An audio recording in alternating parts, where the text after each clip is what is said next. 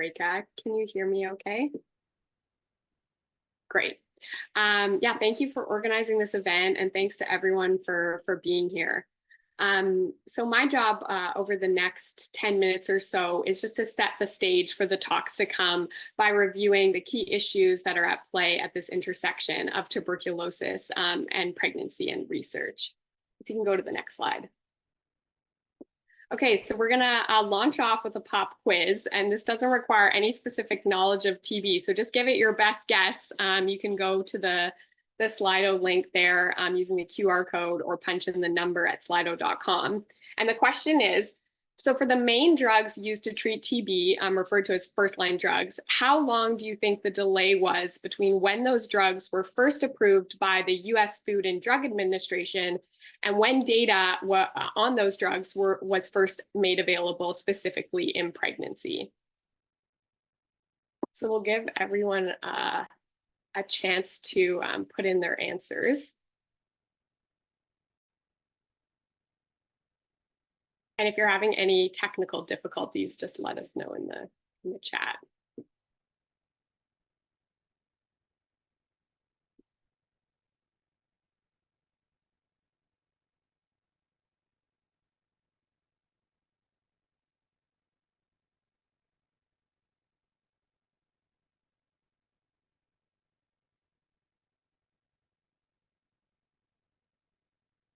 Okay, we have about 15 responses. Let's try and get a couple more responses. Don't be shy, it's anonymous. And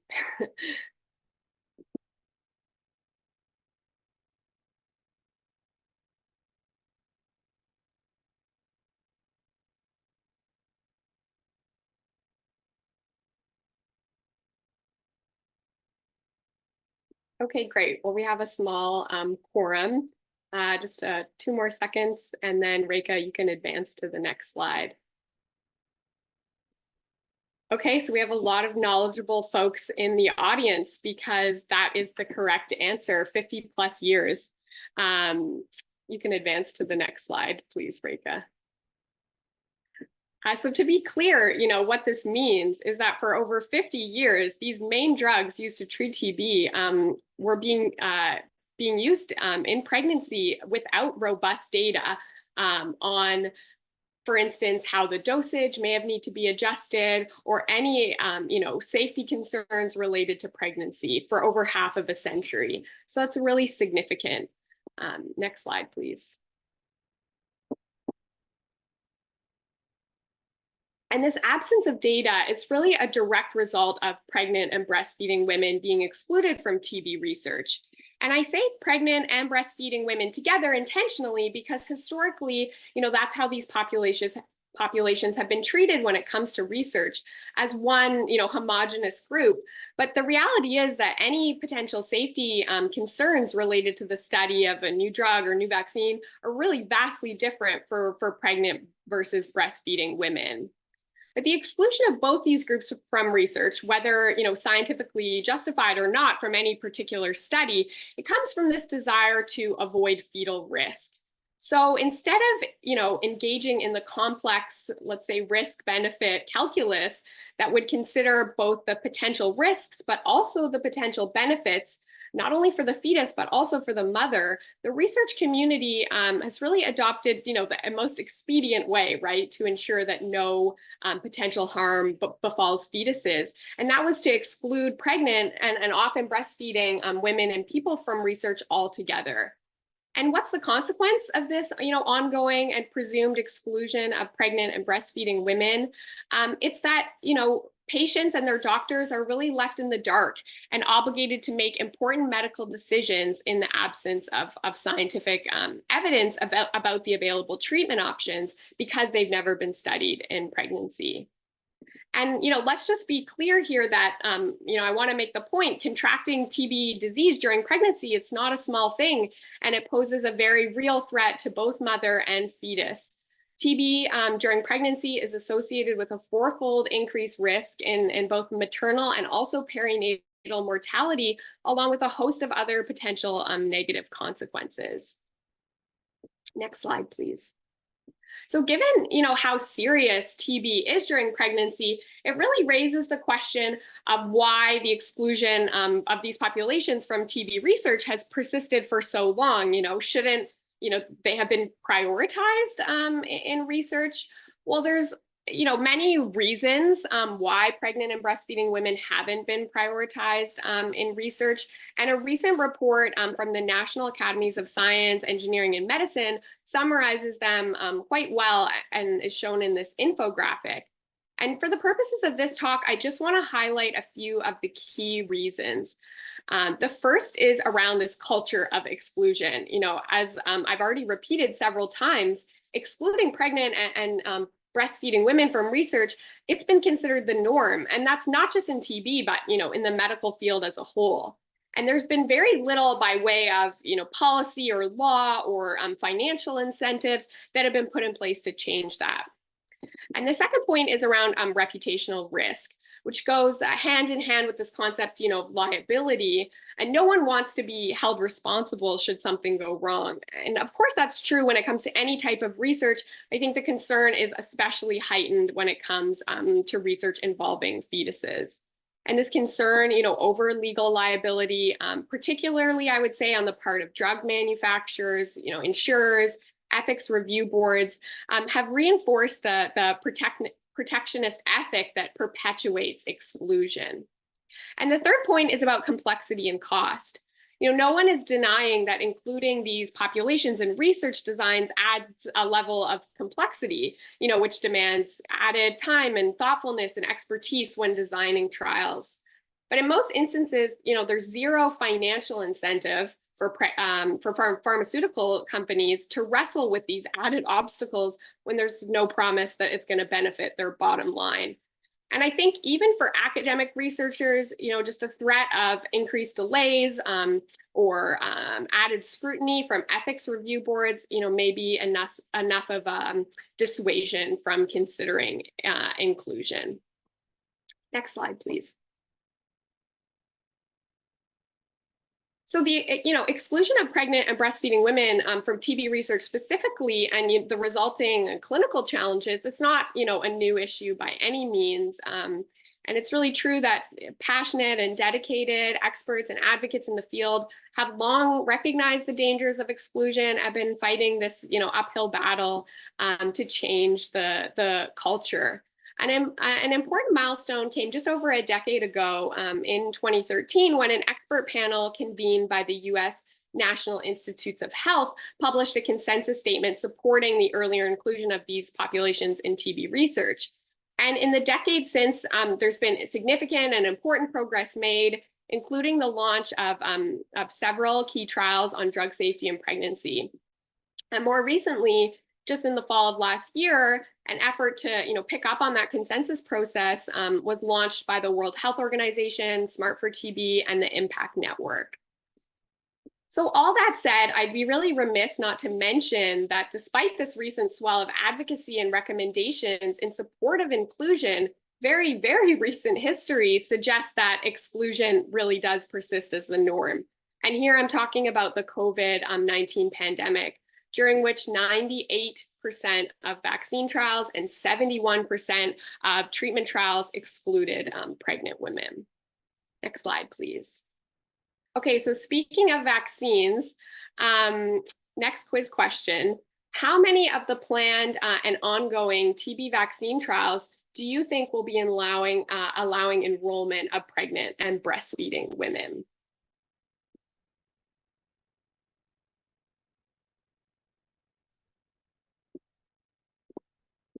Give everyone a few seconds to answer.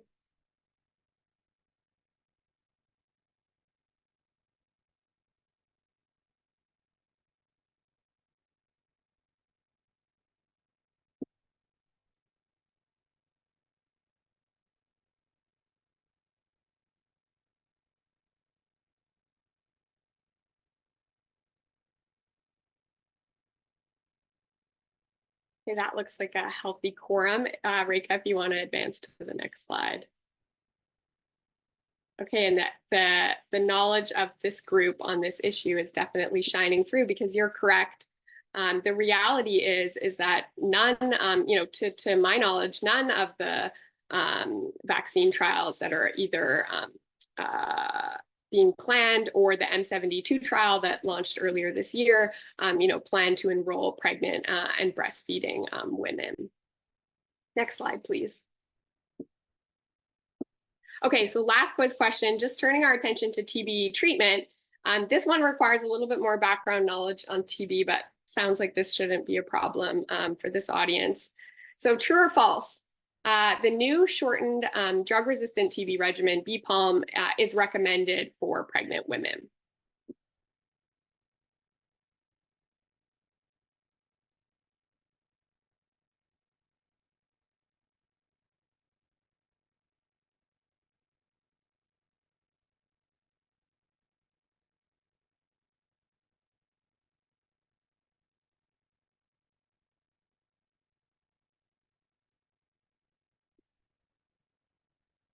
Okay, Rika, if you want to advance to the next slide.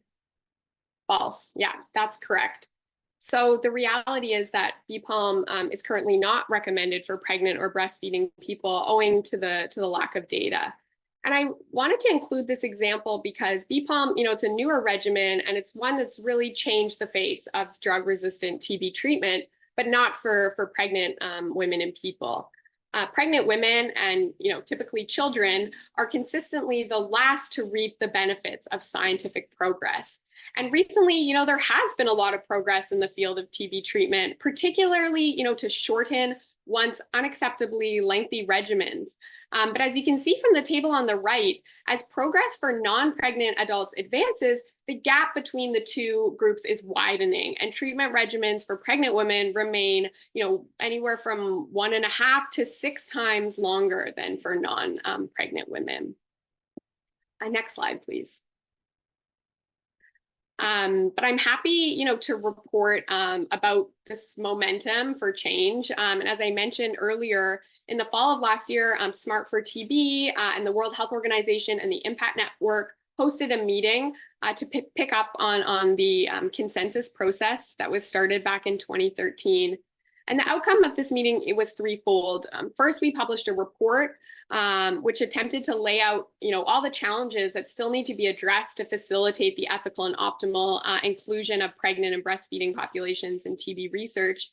And subsequent to that, the World Health Organization convened 5 working groups, as are shown on the left hand of the screen, which have been meeting regularly since March and will work to achieve consensus about how the field should address those challenges. And lastly, a group of civil society advocates, many of whom are on the line today, that published a pivotal consensus document, which is already serving, as a guidepost for the research community while we await publication of the WHO scientific consensus. And you'll be hearing more about this community consensus statement in the next session.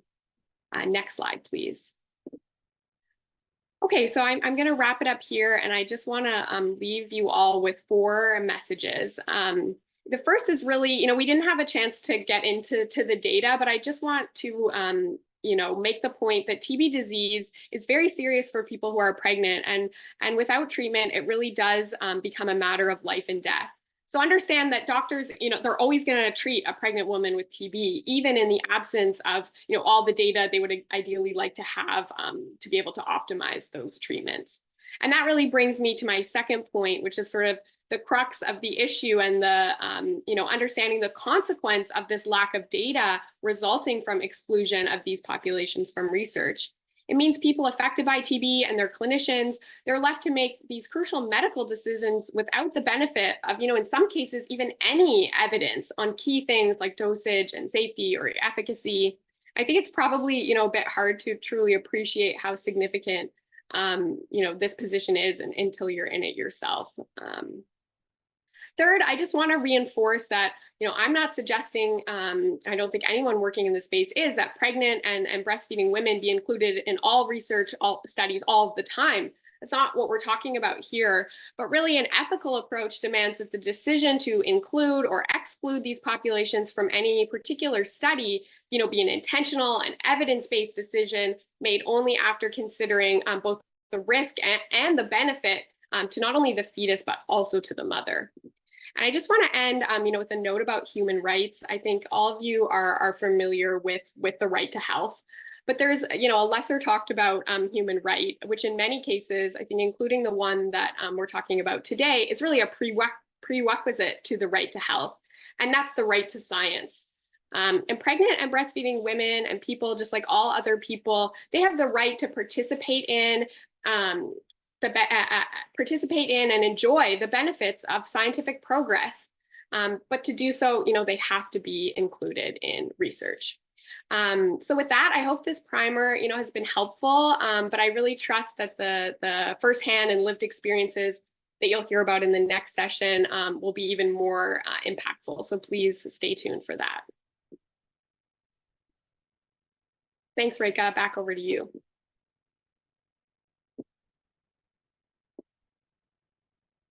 Oh, you're on mute. Of course. Thank you so much, Madeline. And with that, I want to turn it over to our panel of community voices. And so let me hand it over to Oksana, Edna, and Busi. Thank you so much, Victor. Thank you so much, Madeline, for raising this important issue into a very serious discussion. I would like to welcome here Edna, who works for the Coalition of Women Living with HIV and AIDS, and has spent more than 30 years working with community and civil society organization on TB and HIV, among other public health issues. So welcome on board, Edna. We'll be glad to hear your story.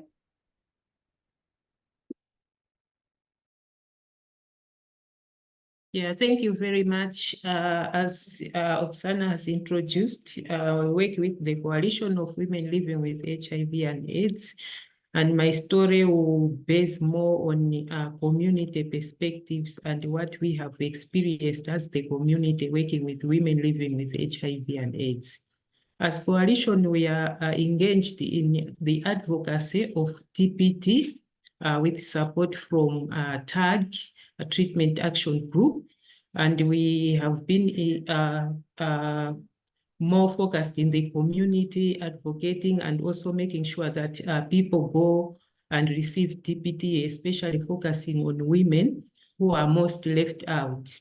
But what we have experienced from the time we have seen that the introduction of 3HP was selective to women who are pregnant and lactating. They were not given that opportunity. And having the challenge with INH that most of the people were experiencing side effects, most of the people were not taking INH. So during our monitoring, we discovered that we have 3 women who one of them was pregnant and was not given the opportunity to take TPT because by then INH was available, but because they did not have pyridoxine, she was not given that chance because they said, we cannot give you INH without pyridoxine. So she had to carry that pregnancy without prevention. Unfortunately, the husband was receiving TB treatment, and without knowing, the woman had also contracted the infection. So in the course of the pregnancy, at 6 months, she started not feeling well. She went to the hospital. In the hospital, there were problems with diagnosis and also referral because we have primary services, and then you have to be referred to the district, and then sometimes the specimens are not done there. They have to be sent to another facility. So that took time. And then the woman lost the pregnancy at 7 months. And then she was started treatment later after she has lost the pregnancy. And it was so traumatizing to her. And even the support group where she belonged to, they felt that the woman was not assisted in a proper way, of which we all agree that there was really no fairness in the management of that woman. So we could see that because women who are pregnant and lactating most of the times are excluded from research, we experience these hiccups whereby when you have the condition, it's difficult to get the rightful treatment and also to get the proper management of the disease. And TB being one of it, that most of pregnant women and the lactating mothers are not given the opportunity to be included in the research. So during our discussions as community, we said, if the research is not accepting this pregnant and lactating people, when will these people be included? And if we talk of data, we are now missing the opportunities of getting the data now. Where can we get the data to be a reference for the pregnant and lactating mothers? So it is a plea for us that pregnant and lactating mothers be included. If the research is not allowing, can't we do the implementation study, something like that, whereby if there are chances that women should get the drug or the vaccine within that period and be closely monitored to see the outcome. We will also refer to the introduction of DTG. When it first came, they said all women should not receive DTG.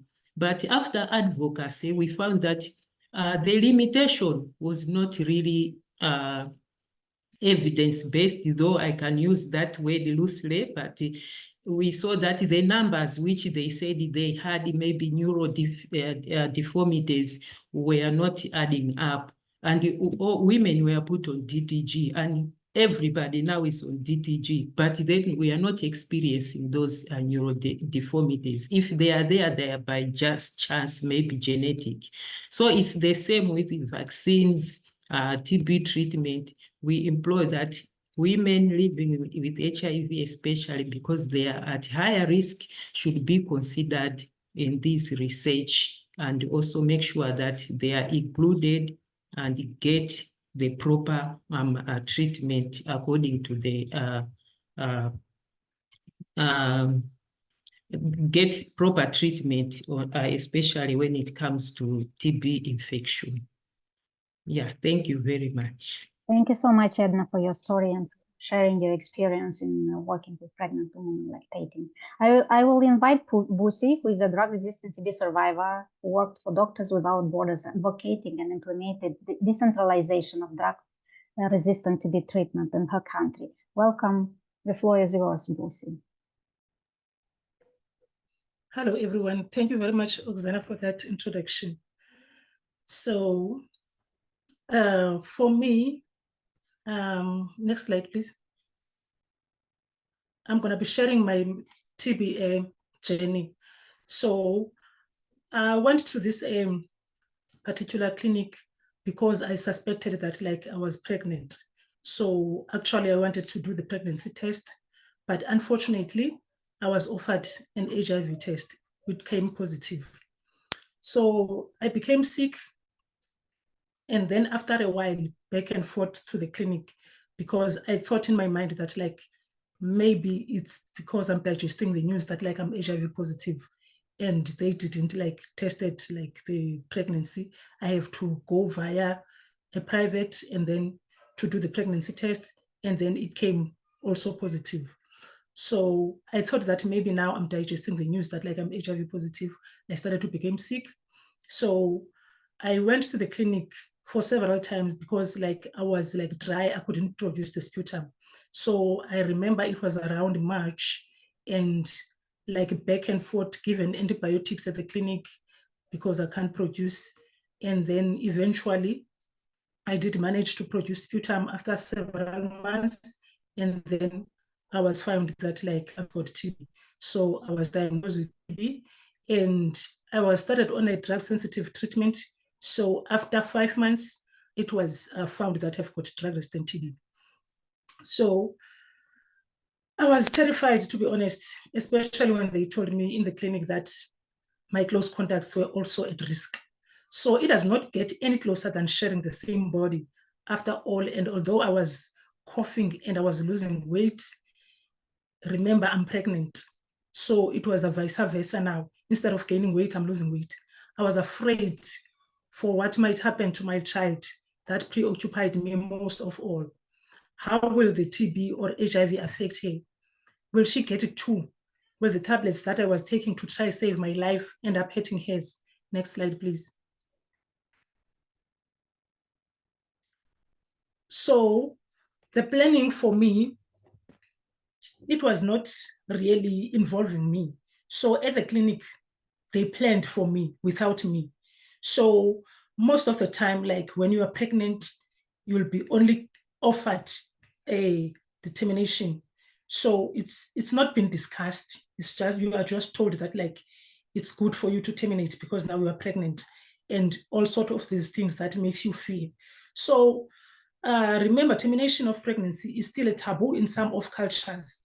And in most instances, it's not communicated, as I said, it's not communicated well, but just decided as an option. So not exploring of emotion, values, and norms. And then in some instances, the day that a person feels pregnant, there is an excitement and feeling proud, as I also felt that my body was designed to nourish and protect and grow baby in my belly. Next slide, please. So is it a crime to be diagnosed with TB while you are pregnant? So like, I think I've been asking in all these webinars, like, this is the way that like I still feel today, that like it seems like for me I committed a crime by being pregnant while I had TB at the very same time. Although there are more than 10 million people sick with TB every year, and thus I certainly was not the first or only woman trying to figure out how to manage the two very different passengers, whom one badly wanted the other most, with whom I was sharing my physical form. I find out nobody in the clinic could answer my questions for me, because every time when I was asking, like, I was sent from pillar to post. I find out nobody in the clinic could answer any questions for me, fragmented into adult and pediatric world as TB services are. There was nowhere I could turn to. I felt guilty. And the things they were telling me in the clinic made me feel that way even more, since people with TB are often treated like nothing more than the vehicle of infection, because most of the time, like if you've got TB, you always be like told that like you are infectious, you see. So like those words really are terrifying. It sounds like now I'm transporting like the infection. Next slide, please. So my daughter was unfortunately diagnosed with drug-resistant TB when she was 5 months old, and things becomes more difficult. And surprising for me, even today, I don't know whether like I did infected her while she was still on my tummy or after I delivered her. Like, I'm still like having that like question in my mind. Not only did I have my own health needs, but I also had to look after her needs. Although we both did our best, she did not cope well with treatment, as sometimes she'd become like a zombie and struggled so much to swallow the treatment. Because like even like the previous speaker did talk about like the measurements of the treatment. So even for me and for my daughter, it was like not child-friendly like treatment. We experience a severe side effects, sometimes vomiting, dizziness, and all that stuff. Next slide, please. So to get care for her and me was a struggle. So like we have to queue. There were long queues in the clinic. I will be sent like to this room for my child, to that room for my treatment, to that room for my HIV treatment. Even when we finally saw the health staff, they were not equipped to deal with her as a child, me as a mother, and both of us that now we are the family. The tablets she had to take did not come in child-friendly version, as I mentioned. They were so painful to swallow. I find them nearly impossible to prepare because like I was told sometimes that like you were to give her the 3/4 of a tablet. So, and I gave her. I feared I was likely underdosing or overdosing her. I felt like really I was set up to fail her. We fought hard both and we survived. Next slide, please. So to the researchers, I think there is still a room for improvement through lesson learned, and then by recognizing and appreciate and embrace that communities are experts of their own care. And also I plea to include pregnant people in TB research, involve TB survivors in design, in the implementation and execution of research and public health activities through community engagement with other multi-sectoral action teams. And nothing about us without us. I thank you all. Thank you so much, Busi, for your very emotional story and experience. Very feeling frustrating for all the women that go through the same similar experience. Just talking about my own experience, I would say that it's much more easy in comparison with the women who had to be in pregnancy, but still I had some connection with it. So I want to share my story, which started in 2007 as being diagnosed in the summer and starting the treatment for drug-sensitive TB, but a couple of months later being said that the treatment is not going to work, we need to add injectables because you have drug-resistant TB. At that time, unfortunately, in the country, the treatment for drug-resistant TB was not available. So I still followed the treatment for 12 months, and after 12 months, when the treatment with the second line drugs became available, I followed another 24 months. With difficult side effects, but still happy to have finished the treatment successfully. During the treatment, I met my future husband, and you can see him on the picture. In comparison to Pavel is his name. To Pavel's journey, mine was really short and easy. Pavel started the treatment 1 year ahead of me, and he was diagnosed with extensive drug-resistant TB. At that time, as you may imagine, 10 years ago, there was practically no effective regimens to treat extensive drug-resistant TB. So we dealt how we dealt, and for 7 years we both together fight TB to find a cure. Our story in that time became known to TB Global Care back then, who put extremely huge efforts in long consultations at the global level with our NTP to develop a potential cure that could help Pavel recover from the XDR-TB. It was very difficult with a lot of side effects, with heart prolongation, with sudden falls and loss of consciousness. However, being as I say, young and full of the life and hope to live, we recovered together. In meantime, next slide, please. We had 2 beautiful kids. The one was born while Pavel was in treatment, and the second one was born when Pavel was finishing the treatment. And I myself, as no one know what risk we both assumed when decided to have children after my difficult TB treatment and the overall uncertain situation of Pavel. We've been several times counseled to interrupt the pregnancy, but I'm so happy that we didn't do that, and we are now happy with having two beautiful kids. So I think that existing status quo that Busi and Edna talked about, and Madeleine previously, it's absolutely impressive to continue the efforts and do not allow the status quo to be preserved in the same manner. So that's absolutely important to pay attention to what the community is saying when they are going and living with this. It's not just cases, it's not just TB treatment. There are people and children beside all this story. The next slide. As you heard previously, Madeleine said, in October, we met under the umbrella of the Smart for TB within a larger consortium to elaborate on a very specific call for actions to find what are the key issues to be addressed, to choose the existing practice of excluding pregnant women and justifying mainly the exclusion and including where it is possible. Next slide, please. So this is the community call to action. It is absolutely available, and I hope everyone who has joined today has already the opportunity to to have a look at it. If not, please do, because there are very specific and very useful takeaways that you can use in your advocacy at the ground level. Next slide.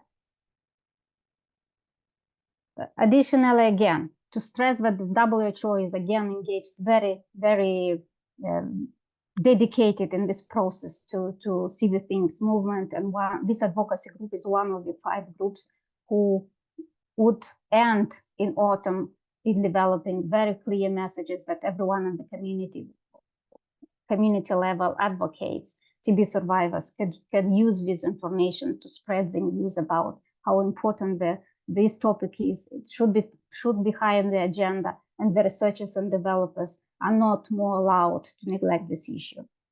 And the key takeaways, last slide, please. That's just about some efforts at the country level. In Moldova, we already translated the community position paper into Romanian language. We spread it, and we have a full event in Moldova dedicated to this issue in the country. I would say, as the last message, is that it is absolutely important to keep the topic of the exclusion of the women and pregnant and lactating women from the research, and keep them inside in the topic. And we need, as communities and as advocates, where we are able to share all this information, to share the knowledge that there are global efforts, but still we need community efforts, because settings are very different, and just counting on the fact that WHO will issue a community paper, consensus paper will change things at the ground, it's not necessary to happen. So we need TB advocates, we need TB communities, we need people who go for these experiences to raise their voices and to make noise when it is necessary. So that's my message, and I'm very happy to answer any of your questions. Thank you so much. Thank you so much, Oksana.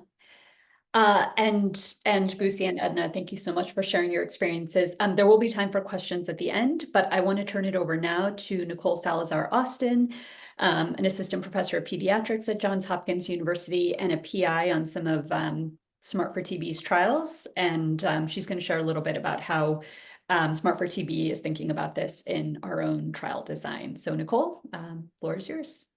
Thanks, Rika.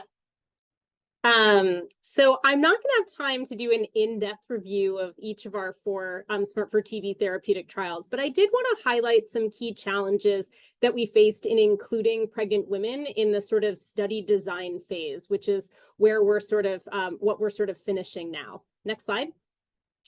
So I'll start by saying, do as we say and not as we've done. I think admittedly, many of the Smart for TB investigators have not historically included pregnant women in their trials, but we've made a conscious effort to do just that within all of our Smart for TB trials. And so our approach has been to kind of carefully weigh the risk benefit, and for different contexts. That's going to be different for a treatment trial than it is for a prevention trial. We considered pregnancy and lactation separately. We considered different trimesters of pregnancy individually.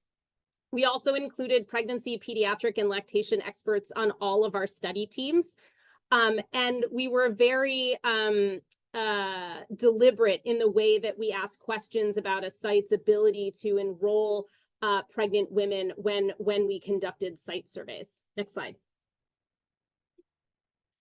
So I'll start by talking about the PRISM TB trial. And very briefly, this is a stratified medicine trial comparing 6 months of BPOM to either 4 months of BPOM for everyone, or a stratified medicine approach where participants receive either 3 or 6 months of BPOM, depending on how extensive their disease is at baseline. And all of this is for RIF-resistant TB. And so for this study, I want to focus a little bit about weighing the risk and benefit for pregnant women and the fetus. And so, you know, we poured through the preclinical data for each of the 4 drugs, clinical data from phase 3 trials where women may have had incident pregnancy, observational cohort studies where any of these 4 drugs were used. And there was not a significant signal that worried us from using the BPOM regimen during pregnancy. Also notable that there's not a standard of care for RIF-resistant TB in pregnancy, which really necessitates value judgments by pregnant women, and I think honestly by trialists too. So we opted to include pregnant women in their second and third trimesters, and also women who had incident pregnancy on trial to reconsent and remain on trial. And I think one thing that became immediately obvious to us is just how critical the informed consent process is. And honestly, how challenging in some ways the informed consent was to write. It's hard to just to sort of describe how little you know about what might happen in such a serious situation. And for lack of a better word, it honestly felt icky. And the thing that I had to keep reminding myself was that this same conversation will happen with this woman, but in a standard of care clinic down the road where the clinician may feel even less prepared to have that conversation than someone who has sort of all of that information clearly and concisely summarized in an informed consent form.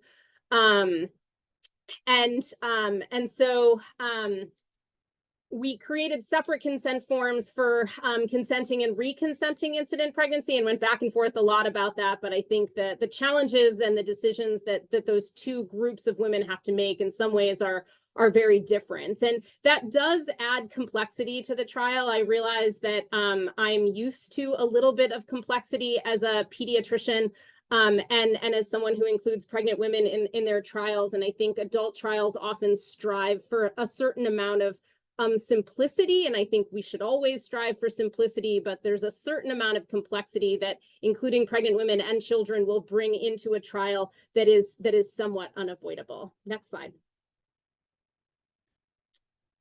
So our second study that I want to talk about is the BREACH study. And this is a study that will evaluate 1 month of bedaquiline for pan-TB prevention, comparing bedaquiline to either 6 months of levofloxacin for DR-TB or to 1-HP or 3-HP for drug-sensitive TB. And that includes people living with HIV in high-burden settings. And I think the conundrum here and that the study team is facing is how to include pregnant women in the DS-TB group in the absence of data on 1-HP and 3-HP, knowing that they wanted to compare a short course regimen to a short course regimen. And I think here, the absence of inclusion of pregnant women in 3-HP and 1-HP trials could actually impede their inclusion in this trial. And so we thought about, how that cycle needs to be broken and what we could do to break it. And so the team is kind of weighing. The team sort of has two decisions before them: to either wait for data from an ongoing PK and safety study of 1-HP and 3-HP in pregnant women living with HIV called Dolphin Moms, which should have data in about 6 to 9 months, versus including women upfront to gain more experience with these regimens, to actually add to the information that WHO will one day weigh in a guideline committee. And so either way, pregnant women with drug-sensitive TB will be enrolled with the study. It's a little bit of just a question of how and when. And like I said, Dolphin Moms data are expected around the same time that this study would open its first site, at which time an amendment could be added. So there's time for inclusion. Next slide. Thinking about BREACH a little bit more, bedaquiline is kind of an interesting drug because it has a particularly long half-life and it's concentrated in breast milk. Limited data from, I think, one baby suggests that breastfeeding infants may have therapeutic bedaquiline levels just from what mom has transferred during pregnancy and through breastfeeding. And so given this, we actually felt uncomfortable randomizing infants of breastfeeding mothers to bedaquiline with concern for overdose and potential toxicity. And the plan here is to carefully evaluate both the breast milk and the baby's drug levels to better understand what they are, and if the babies are or are not therapeutic, and if they're not, if and how much additional drug might be needed to treat the baby. And so kind of an interesting situation here, maybe not applicable to most drugs, but I think maybe what I've learned from doing the relatively small number of trials I've done so far is just that maybe there isn't a norm, and we just need to think through all of the possibilities of transfer in breast milk and just how different that is from considering pregnancy. Next slide. We also had many kind of small bumps along the way, and some of the examples are on this slide with questions around randomization. You know, can you randomize a mother and then follow their infant for outcomes? And I would argue that PMT-CT trials have figured out how to do this, you know, a couple of decades ago, and there's specific language we use within the IMPACT network and other pregnancy trials where we randomize a mother-infant pair as opposed to a pregnant woman. Schedule of events, you know, again, I think we strive for a certain amount of simplicity in our protocols, and we should continue to strive for that simplicity. Some ways that we got that we sort of worked that out for ourselves was when you consider when to do pharmacokinetic sampling in pregnant women, you know, we have to consider when the drug is at steady state, but we also have to consider what trimester of pregnancy the woman is in, because it's different how her body handles drugs in the second trimester versus the third trimester in many instances. And so allowing for enough of a window in PK sampling to allow for sampling in a distinct sort of trimester. We also added a visit around delivery for pregnancy outcomes and added baseline evaluations, including an ultrasound, to exclude fetal anomalies so that we weren't attributing pre-existing fetal anomalies to drugs that are given. And finally, I think, you know, I think for everyone on a study team, communication around roles and responsibilities is important, and it's equally important for the pregnancy, lactation, and pediatric experts on study teams, so that they know how and how you'd like them to participate and what work they'll do versus they'll consult on it, et cetera, et cetera. So communication is always good. And so I think Smart for TB has probably not perfected the system, but we're certainly pushing it forward and including pregnant women in the best way we can figure out how. And we look forward to the discussion to come both now and in the future with optimizing trial designs and inclusion of pregnant women in the years to come. Thank you so much, Nicole, and thank you to all the speakers. I think it's been a really fascinating and exciting discussion. So I'm happy to open it now for questions. I believe we might have some in the chat. You're welcome to put your questions in the chat. Otherwise, please raise your hand and we can unmute you to let you ask your question. I'm actually going to start, Madeline, we've got a couple queued up, so I'll start with those. So the one question we have is if there's any cataloging going on of this backlog of clinical TB research in pregnant people that could have a domino effect on new TB drug and vaccine trials. I think Nicole, maybe that could be a good question for you.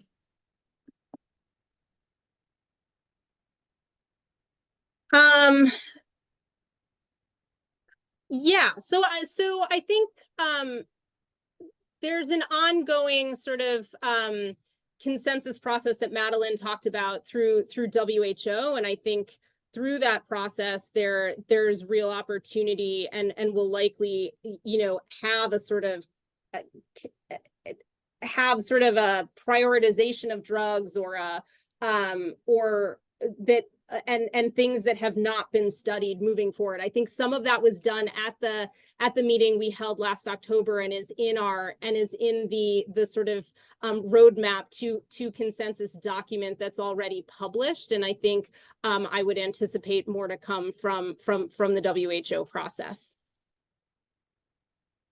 Great. And one more question for you, Nicole. Somebody asked, what was the response of clinical trial insurers to the inclusion of pregnant women in PRISM?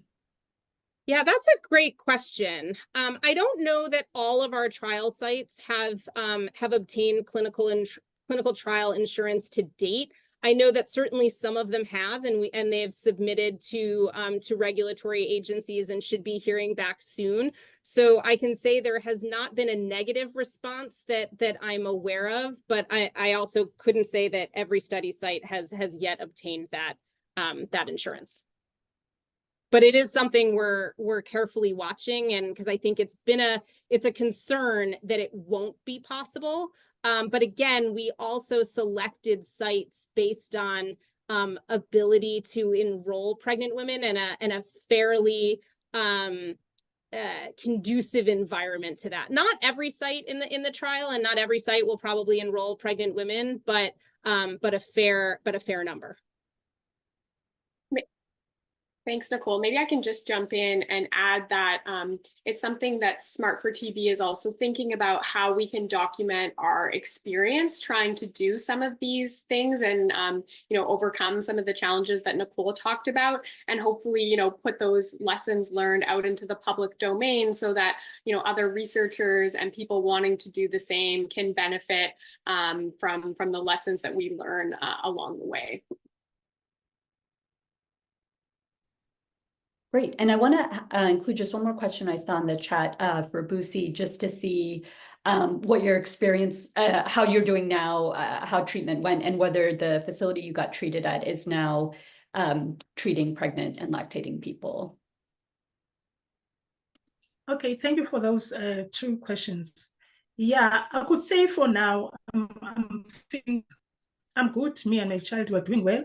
But remember, yes, TB is cured, but there is also post-TB challenges. So yes, I'm going through those post-TB challenges, but with TB itself, I'm cured.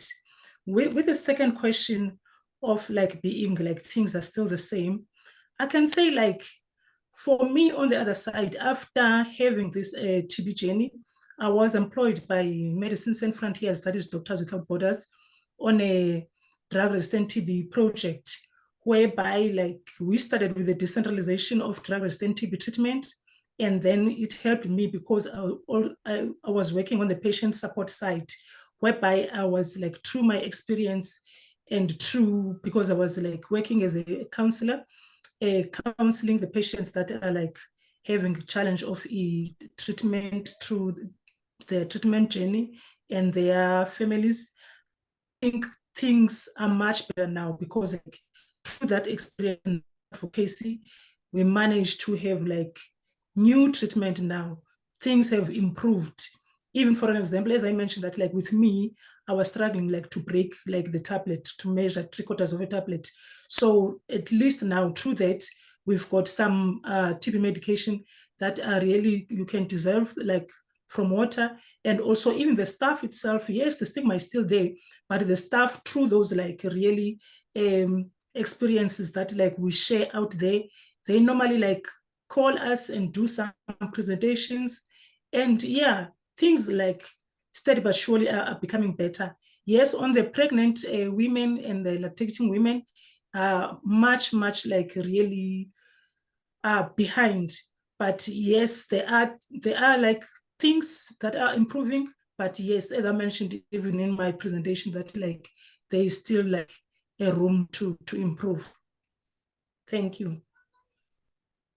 Thank you, Lucy. And I know we're just coming up on time, so I'm gonna close this out here. I know there are still a couple of questions lingering, which maybe is a good segue to the final thing that we want to share, which is just to stay in touch with us. We, of course, Smart for TB is planning these trials that will involve pregnant lactating women, but this is just an issue that we're taking up. And as Madeline mentioned, there's a WHO consensus process, so there's a lot evolving with this, and we hope that you will stay in touch with us about it. So I'm just going to drop in the chat, just in case you don't have it, just some of the ways that you can stay in touch with us, including our website, our LinkedIn page, and our email list. So please do, and we hope to engage with you all on this in the coming months and years of Smart for TB. So thank you so much for joining us. Thanks, everyone. Thank you. You